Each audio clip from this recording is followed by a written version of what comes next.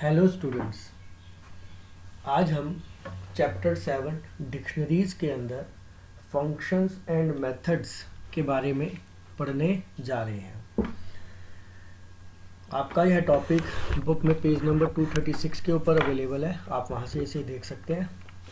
वैसे तो काफ़ी कुछ फंक्शंस हमने ऑलरेडी इसमें से पढ़ लिए हैं, लेकिन फिर भी यहाँ पर एक दो चीज़ें नहीं दी गई हैं जो आपको बताने की कोशिश की जा रही है। इन्हें समझने की कोशिश करेंगे। पहला फंक्शन है LEN, जिसे हम कहते हैं लेंथ फंक्शन।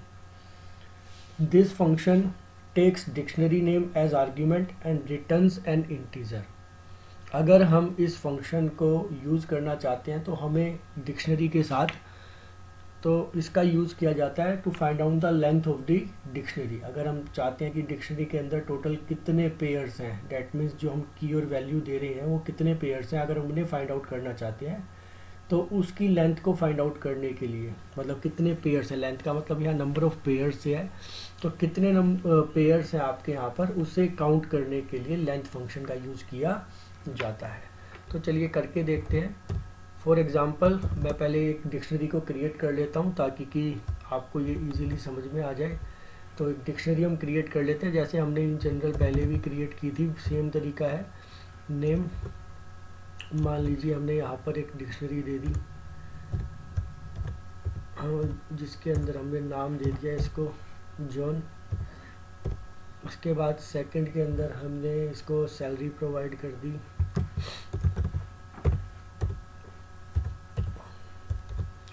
सैलरी में वैल्यू दे दी मान लीजिए 10,000, कोमा थर्ड आर्ग्यूमेंट में हमने उसको एज प्रोवाइड कर दिया।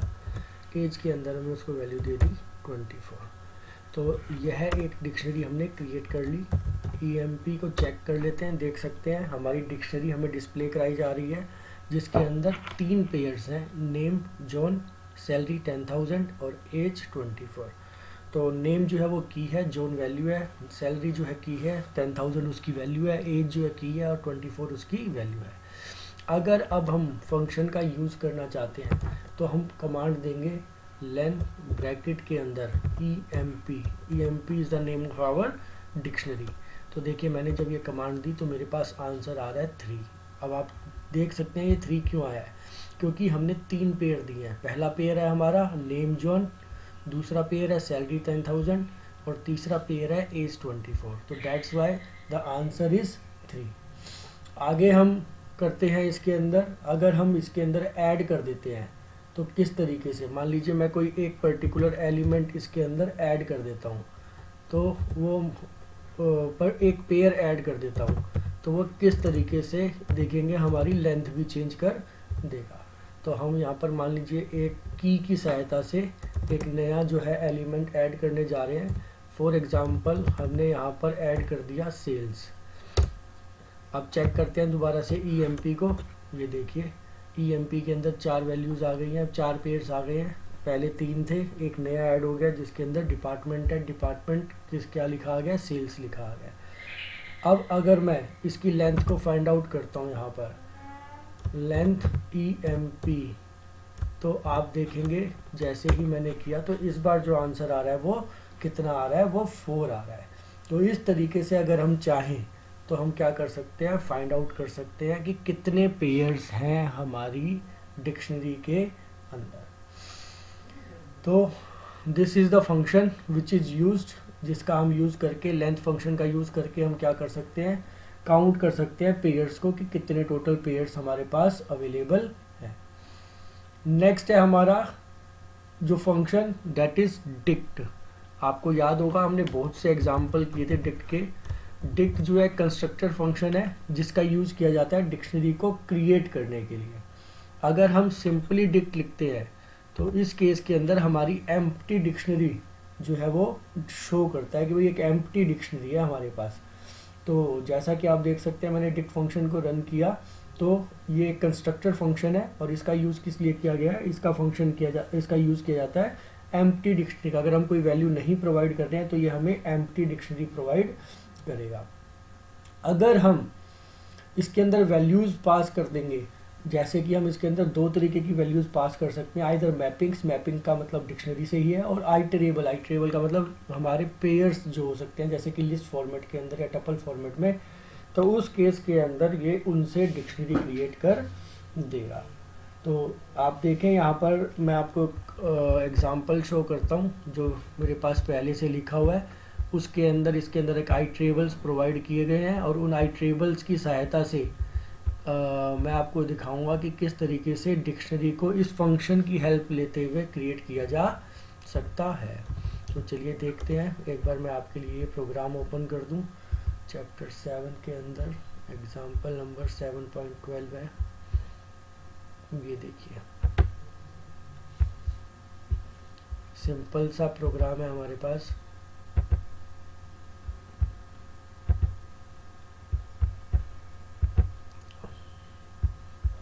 तो हमने क्या किया, एक लिस्ट क्रिएट की डाटा नाम की, उस लिस्ट के अंदर अगेन लिस्ट फॉर्मेट के अंदर वैल्यूज़ प्रोवाइड कर दी। तो देख सकते हैं ये एक तरीके से नेस्टेड लिस्ट हो गई है। यहाँ पे 1,67.8 एक तरीके से रोल नंबर हम यहाँ पे की बना रहे हैं, 1 उसको मार्क्स दे दिए 67.8। इसी तरह 2 की बना रहे हैं, उसको मार्क्स प्रोवाइड कर दिए, 3 की बना रहे हैं, उसको मार्क्स प्रोवाइड कर दिए। अब हमने किया d1 is equal to dict data. तो यहाँ पर ये डिक्ट फंक्शन का यूज़ मैंने आपको दिखाया है। डिक्ट फंक्शन का यूज़ जो है वो किस लिए किया जाता है, वो हम जब इसको प्रोवाइड कर रहे हैं, वैल्यूज़ प्रोवाइड कर रहे हैं, तो ये इससे एक डिक्शनरी क्रिएट कर देगा। और उसके बाद मैंने लिखा प्रिंट क्रिएटेड डिक्शनरी इस, जो भी हमारी डिक्शनरी क्रिएट होगी वो हमारे को शो कर देगा। तो देखिए मैं इस प्रोग्राम को आपको रन करके दिखाता हूँ, ये देख सकते हैं आप। तो डिक्शनरी जो है हमारी क्रिएट हो गई, जिसके अंदर की और वैल्यू के पेयर जैसे कि हमने प्रोवाइड किए थे 3 पेयर, इसी तरीके से 3 पेयर के अंदर हमारी वैल्यूज़, अब यहाँ पर सभी जो है वो आपके क्या है, इंटीजर वैल्यूज़ हैं। तो इसीलिए आप देख सकते हैं ये इस तरीके से लिखी नज़र आ रही है। तो इसने 3 पेयर यहाँ पर क्रिएट कर दिए। तो हमने यहाँ पर इसको आइटरेबल एक तरीके से लिस्ट प्रोवाइड की थी एज एन आर्ग्यूमेंट। ये देख सकते हैं आप यहाँ पे, ये हमारी जो स्टेटमेंट है d1 is equal to dict data. तो इससे हमारा क्या हो गया, इससे हमारा यह डाटा जो है एक लिस्ट थी जिसको हमने डिक्ट फंक्शन को प्रोवाइड किया और उसने उसे डिक्शनरी बना दिया।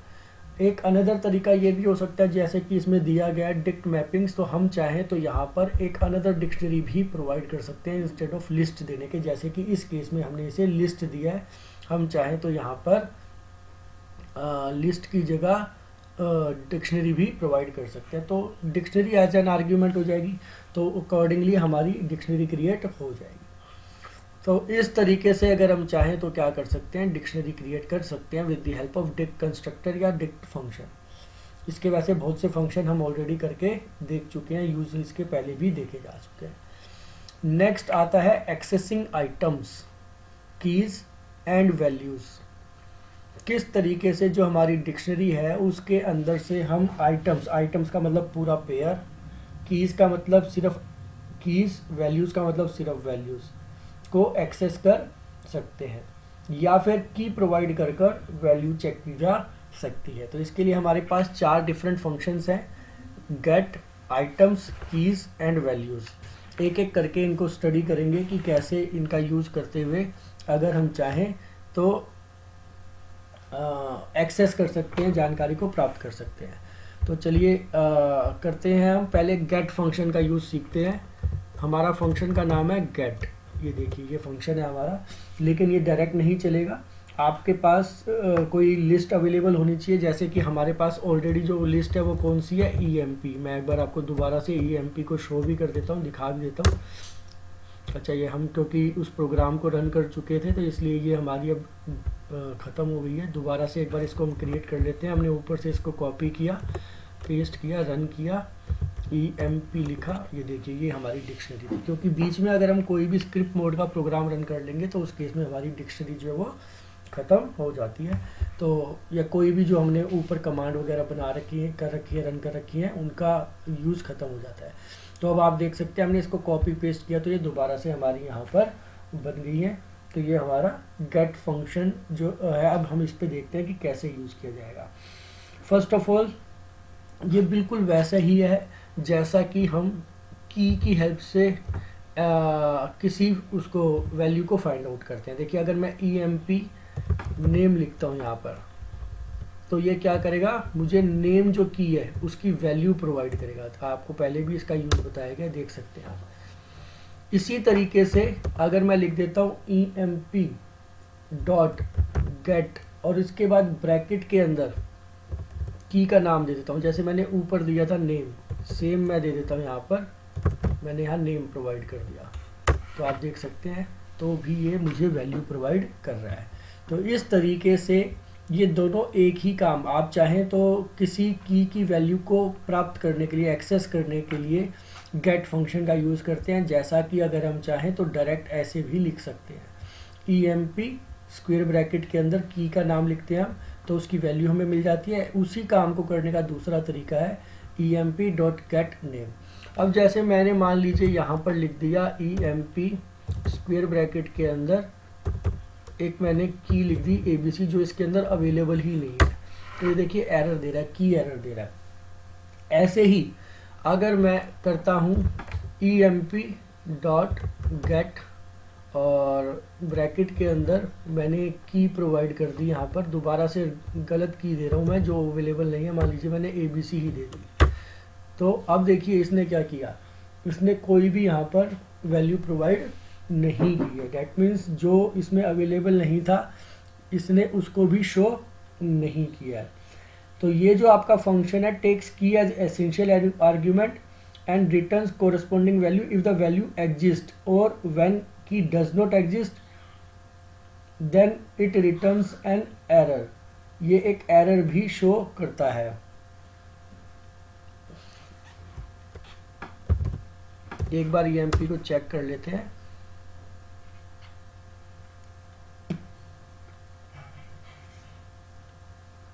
एरर देना चाहिए था इसे, emp डॉट गेट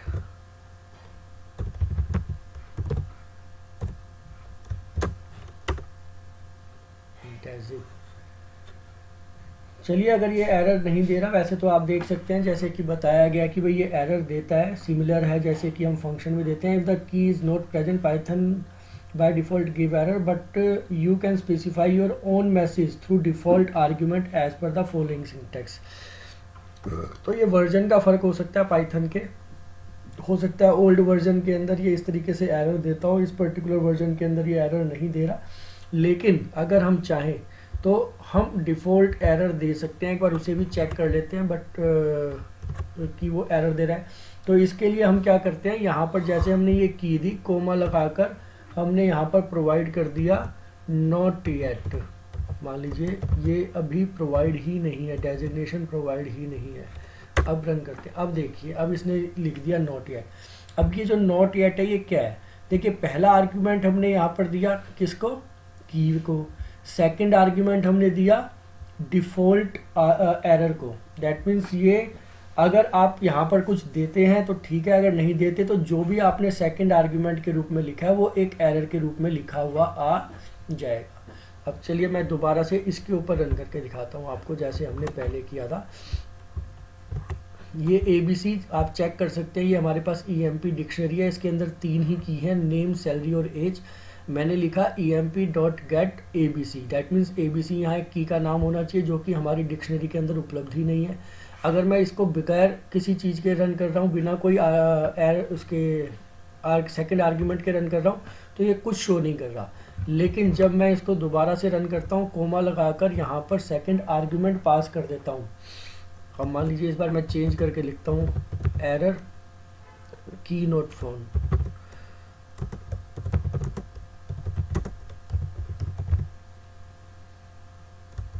और अब इसे रन करता हूँ तो नोटिस कीजिए, तो ये आपका शो कर रहा है यहाँ पर पर्टिकुलर एरर। ये आर्ग्यूमेंट है एक तरीके से जो हमने अपने आप से प्रोवाइड किया है कि अगर हमें की नहीं मिले तो ये एरर मैसेज के रूप में शो किया जाए। तो ये वर्जन का ही फ़र्क हो सकता है, एल्सवाइज जैसे कि आप देख सकते हैं बुक में तो दिखाया गया है कि भाई आपका ये शो करेगा। हो सकता है हायर वर्जन के अंदर ये अब एरर ना शो करता हो, कुछ चेंजेस कर दिए हैं, तो इस तरीके से अब ये एरर शो नहीं कर रहा है।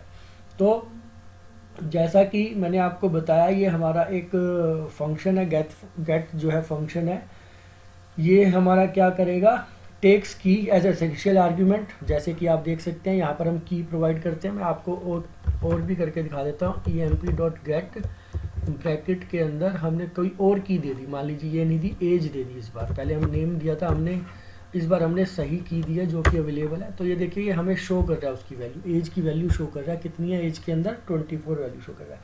तो एक आर्ग्यूमेंट लेगा जो कि कोई की वैल्यू होगी। If the key is not present, अगर की प्रेजेंट नहीं है then Python by default gives error, तो एरर देता है, लेकिन यहाँ पे नहीं दे रहा, बाई चांस की बात है। और एल्स वाइज आप अपनी तरफ से एरर देते हैं, but you can specify your own message through default argument as per following. तो आप इस तरीके से, जैसे मैंने आपको बताया, इस तरीके का सिंटैक्स लिखकर, जिसके अंदर पहला नाम तो की का होगा, दूसरा जो मैसेज होगा वो आपके एरर का होगा। जो भी आप एरर की जगह पे लाना चाहते हैं तो उसके लिए ऐसा लिख सकते हैं। तो इस तरीके से अगर आप चाहें तो यहाँ पर आर्ग्यूमेंट प्रोवाइड कराए जा सकते हैं, एरर को लिखा जा सकता है। नेक्स्ट है आपका आइटम्स मेथड। आइटम्स जो है वो आपको पूरे पेयर को प्रोवाइड करता है। This method returns all the items in the dictionary as a sequence of key and value. यह आपको एक सीक्वेंस के रूप में की और वैल्यू के पेयर को टपल फॉर्मेट में प्रोवाइड करेगा। Note that these are return in no particular order. ये ध्यान देने वाली बात है कि इनका कोई पर्टिकुलर ऑर्डर नहीं होता, ये किसी भी ऑर्डर के अंदर आपको जो है रिजल्ट प्रोवाइड कर सकते हैं। तो देखिए मैं इसको रन करके दिखाता हूँ आपको। EMP हमारी डिक्शनरी है जो ऑलरेडी हमारे पास उपलब्ध है। मैंने लिखा यहाँ पर माई लिस्ट, एक वेरिएबल क्रिएट किया और उसके अंदर मैं इसके जो रिजल्ट को है वो स्टोर कर लेता हूँ। emp.items, ये देखिए यहाँ दिया हुआ है आइटम्स। तो मैंने इसको लिया, आइटम्स फंक्शन को यहाँ पे यूज़ किया, तो emp.items मैंने यह ले लिया और इसको रन किया। तो माई लिस्ट के अंदर मेरे पास क्या आ गई, वैल्यूज़ आ गई। अब मुझे क्या करना है, इस वैल्यूज़ को प्रिंट कराना है। तो इसके लिए देखिए मैं आपको एक फंक्शन एक लिखा हुआ है मैंने ऑलरेडी, वहाँ से आपको दिखाता हूँ, क्योंकि इसको स्क्रिप्ट मोड में लिखना पड़ेगा, एल्स वाइज ये रन नहीं करेगा। तो मैं आपको वहाँ से इसे ओपन करके दिखाता हूँ।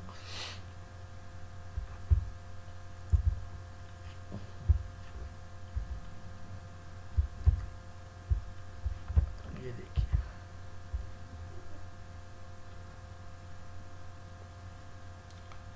इसके अंदर ये नीचे, ये देखिए ये रहा माई लिस्ट वाला पार्ट। ऊपर तो गेट वाला पार्ट है जिसके अंदर हमने इसको चेंज किया हुआ है। नीचे जो है हमारा इसके अंदर ये वाला पार्ट है जिसके अंदर हमने इसकी वैल्यू को स्टोर कराया है। इसको हम हटा देते हैं, इसकी अब हमें ज़रूरत नहीं है। ये देखिए ये एम्प्लॉई हमारी डिक्शनरी है, उस डिक्शनरी से चेंज है थोड़ी सी। इसके अंदर एक एक्स्ट्रा की पेयर का वैल्यू है। My list is equal to employee dot items, ये हमारे पास वैल्यूज हो गई। 4x in my list, print x। अब इस लूप की सहायता से हम क्या करेंगे, इसको रन करेंगे।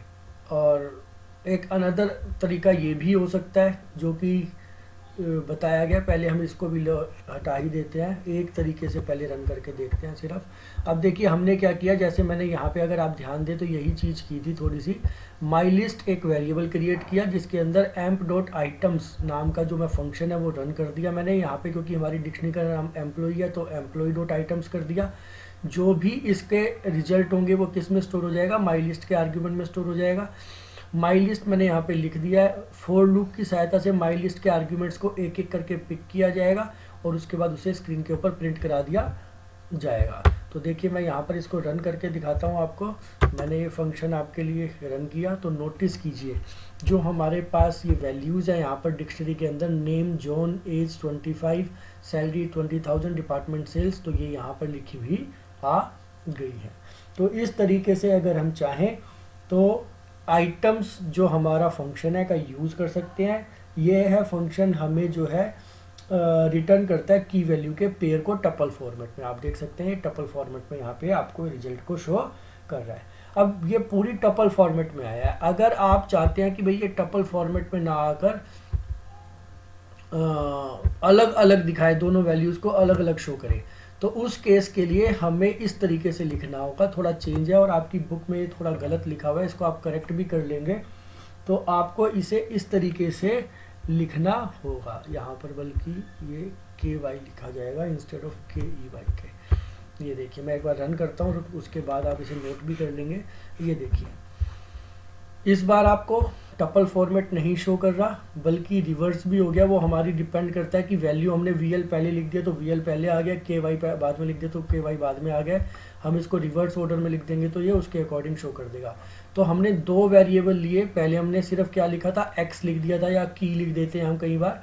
तो हमने यहाँ लिखा फॉर KY मतलब की से ही है वैसे यहाँ पे, VL इन माई लिस्ट, क्योंकि वहाँ पेयर होता है तो दोनों आर्ग्यूमेंट्स अलग अलग एक्सेस किए जाएंगे एंड प्रिंट करेगा स्क्रीन पे VL एंड KY।